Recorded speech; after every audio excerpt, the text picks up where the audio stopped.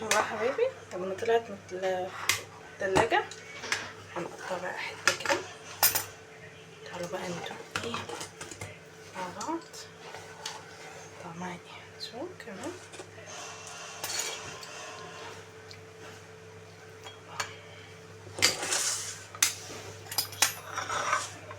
شوفوا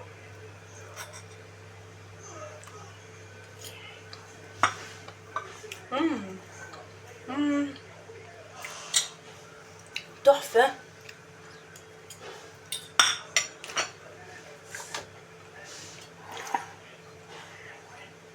حاجة كده ما اقولكوش فظيعة. لا بجد والله يعني بصراحة حاجة كده يعني حاجة بلح والجمال ده كله. شوف كان نايم. دوق كده قولي ايه رأيك. ها حلوة جدا حلوة جدا.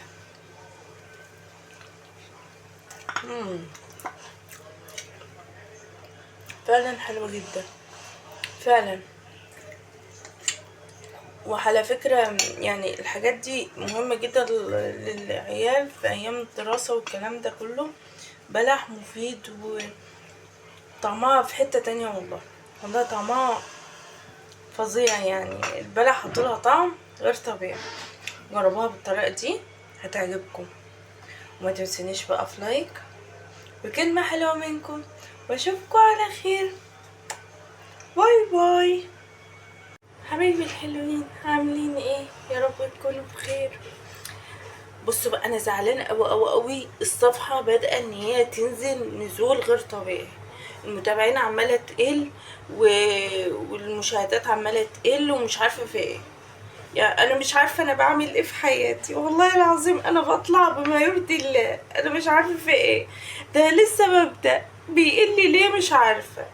يعني دوت الكلام ده لحد مثلا بدأ بقاله زمان. يعني لا ده انا لسه ببدأ والحاجه تقل. مش عارفه هو المشكله فيا ولا المشكله في ايه. مش عارفه يا جماعه. اللي شايف مشكله فيا يقول. انا مش عارفه في ايه في الدنيا. بصوا بقى عشان بقى اولادنا في المدرسه وكده. تعالوا بقى نعمل حاجه إيه مغذيه. طبعا البلح كتير في السوق. انا جبته اهو او فصصته كده.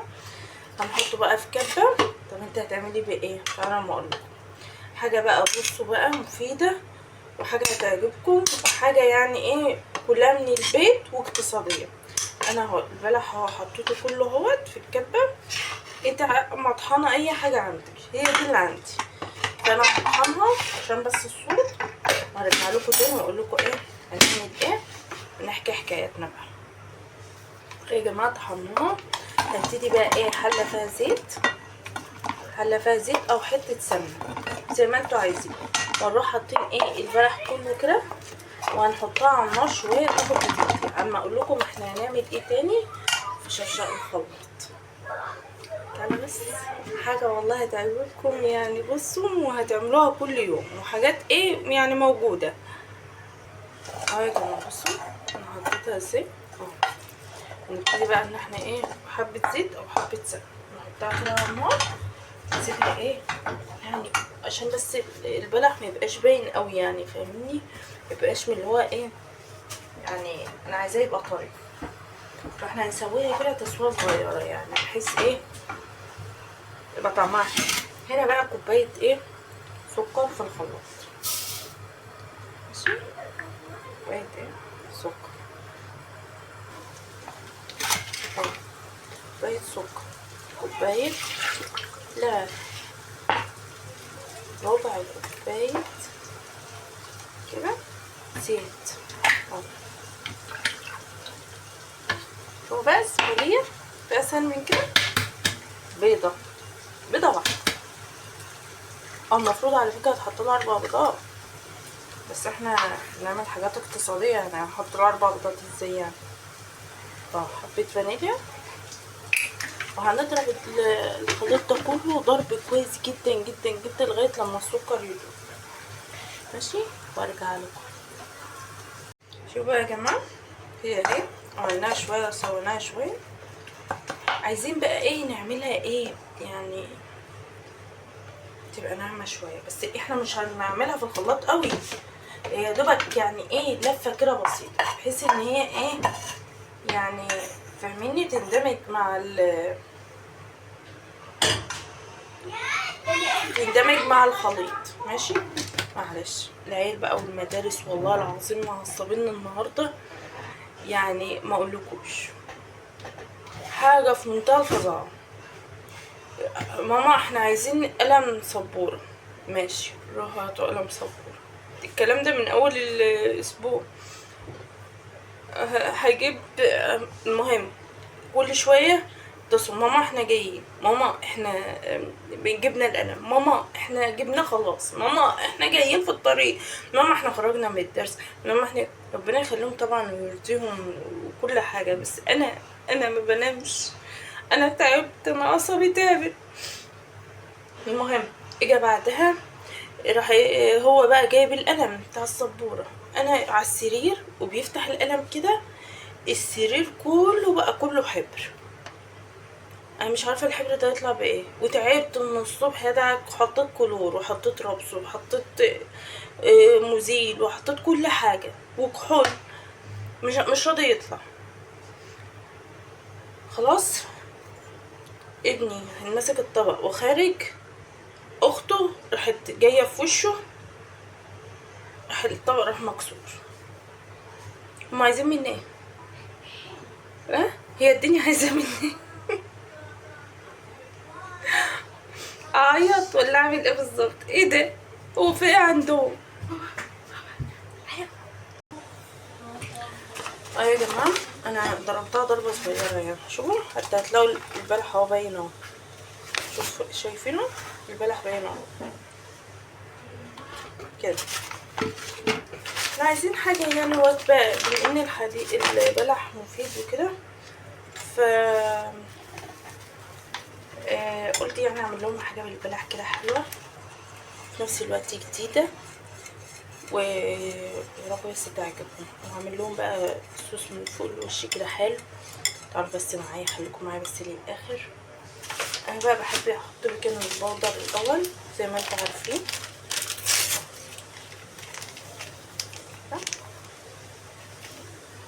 المهم انا عايزه بقى اكلمكم في حاجه. احنا كنا زمان، ايام زمان، كانت مثلا لما ماما تعمل حاجه حلوه او حاجه كانت تقول لي ايه، ندي لكذا، نعمل كذا كده. احنا بقى ما عملناش كده ليه؟ احنا بقى كل واحد ما عادش بيحب التاني، ما عادش في هنا القلب الصافي، فاهميني؟ ليه بقى ما عملناش بنعمل كده ليه؟ كنا زمان الدنيا خير والدنيا كانت حلوة، وكان في ما شاء الله يعني قلوب صافية كتير.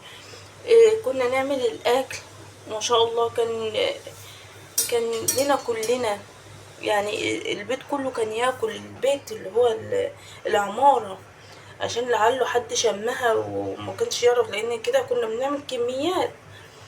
فاحنا ما عملناش كده ليه؟ ما عملناش بالطريقة دي ليه؟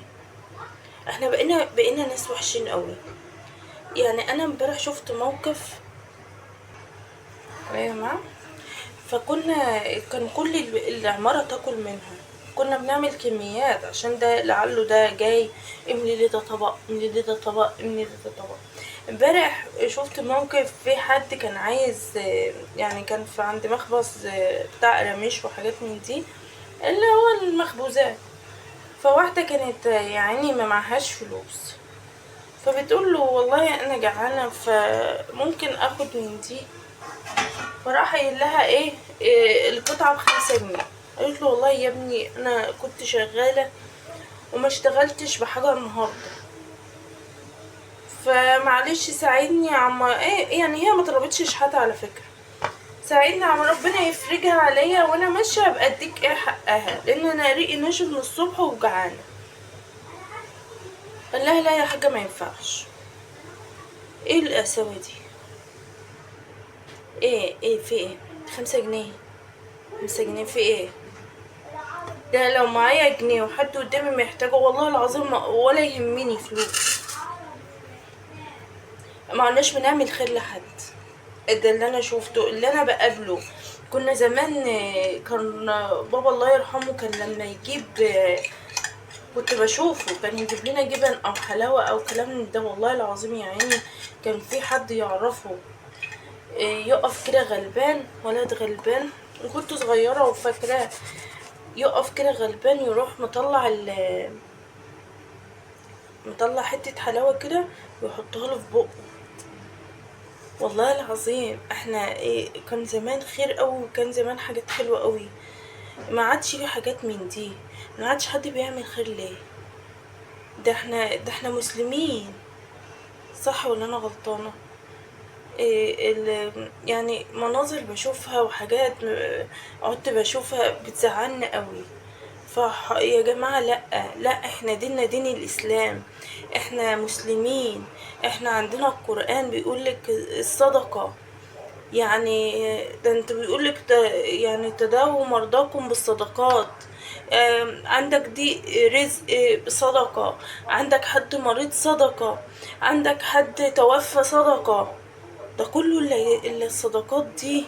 يا ريت يا ريت والله يبقى معايا الخير، والله العظيم، بس القنوات اللي انا عاملاها اليوتيوب ولا ده يجيب لي بس، وما اسيب حد كل شهر، ما اسيب حد ابدا. كانت ماما الله يرحمها كان بيبقى معاها اخر فلوس، والله العظيم ان كانت عادة على المعاش وكده، يعني طبعا انتوا عارفين الناس الكبيرة. كانت لما اروح لها تقول لي خدي ال100 جنيه دي اديها للملجأ اللي جنبنا. اقول لها ماما دي اخر 100 جنيه معاكي، هتعملي ايه؟ تقول لي الوقت ربنا يفرجها عليا. اقسم بالله، اقسم بالله ما تنام الا ما يكون ربنا فرجها عليها. واستغرب كده تقول لي انت يا هبله انت تحوشي فلوس، حوشي لاخرتك، اتعلمي، لازم تبقي عندك ان انت تعملي صدقات وحاجات من دي. ده انت دلوقتي بتعملي فلوس، مش الفلوس ان انت تحوشيها، انت دلوقتي بتعملي فلوس لاخرتك، دي الخير. شفتوا؟ انا ما كنتش بلاقي حاجات من دي عند الناس ليه؟ فلا يا جماعة لازم نعمل الخير، لان بصراحة انا كنت بشوف حاجات الناس بتجري ورا الجنيه وال5 جنيه، والله العظيم حياة ربنا مها مستاهلة، وربنا مها مستاهلة، الدنيا ابسط من كده. لازم احنا اخوات نقف جنب بعض. انا يعني والله انا اختكم، اعتبروني اخت، اعتبروني اي حاجة، بس انا بقول لكم اللي حصل، وبقول لكم الدنيا ليه بتعمل كده. الواحد بيزعل بجد. احنا عملناها اهيت، هندخلها بقى الفرن، وتعالوا بقى نعمل هنحط ايه فوق الوش. خليكم معايا. شوفوا بقى يا جماعه، دوت نص كوبايه سكر، دي الحله اللي كان فيها البلح، احنا عايزين نطعم كله من بعض، انا مغسلتهاش، فديت نص كوبايه سكر على ربع كوبايه ميه، يعني حبه صغيرين خالص، وهنسيبها لغايه تكرمل، يعني تبقى لونها بني كده بس مش محروق، يعني فاتح. هنا بقى دوت 3 معالق نشا، وده كوبايه لبن على ميه، هندوبها كده لغايه لما السكر يتكرمل. نفضل بقى نقلب كده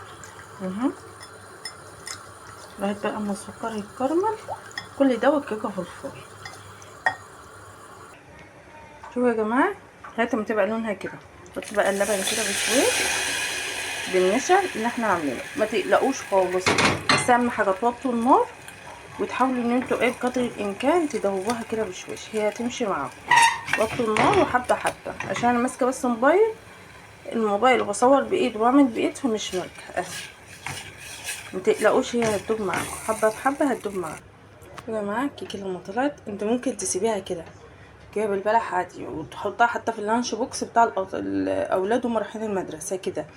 انت هتاكلها بقى في البيت، وعايزه تعملي لها مثلا منظر او ديكور او حاجات من دي زي ما انت عايزه، تسيبها كده اوكي. عايزه تعملي لها اللي هو ده اهوت، وانا مسيحه قطعه شوكولاته كانت عندي قطعه اهيت، هزوق بها كده، يعني اعمل بها شكل بس. انما انتي لو عايزه تسيبيها كده براحتك. شوفي طالعه منظرها ازاي بس انا هسيبها شويه، هسيبها شويه لغايه لما تبرد واحط عليها الايه الصوص اللي انا عملته ده. شوفوا يا جماعه هي ايه بردت شويه يعني مش قوي، هنبتدي بقى نحطها كده نسويها بقى.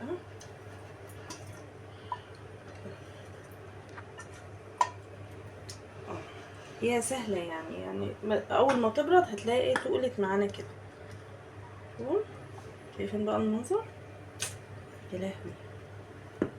هنا بقى انا عامله ايه شوكولاته. ماشي، هنبتدي ان احنا ايه نعملها كده.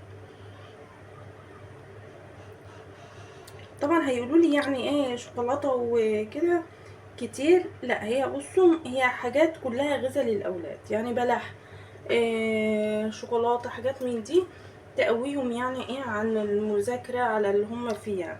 عايزه انام. في واحده يا جماعه بتقولك هي عايزه تنام، لازم ايه نعمل كده خطوط كده اهي. شوفوا المنظر. طب تعرفي تعملها على شكل اوراق شجر مثلا؟ لا اله الا الله. اهي يا جماعه كده.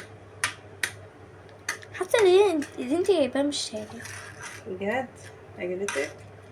شوفوا يا جماعه شوفوا. انا كل ده عشان اعمل المنظر ده. هتقولي لي بقى سكر مش سكر، لا انا كل ده عشان اعمل المنظر ده. ايه رايكم بامانه؟ سخنه. معلش هي سخنه. ايه رايكم؟ ايه رايكم في المنظر كده يا تيتا؟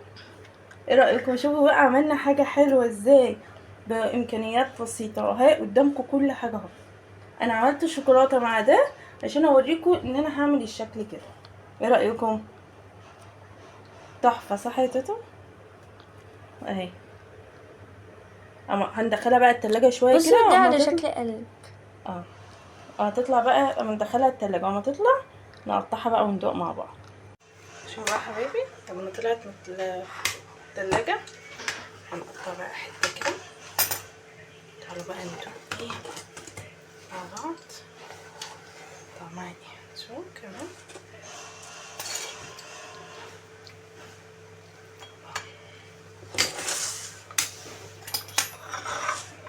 شوفوا.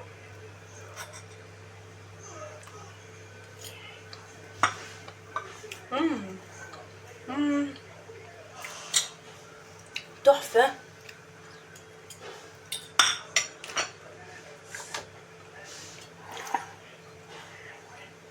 حاجة كده ما اقولكوش فظيعة. لا بجد والله يعني بصراحة حاجة كده يعني حاجة بلح والجمال ده كله. شوف كان نايم. دوق كده قولي ايه رأيك. ها حلوه جدا. حلوة جدا.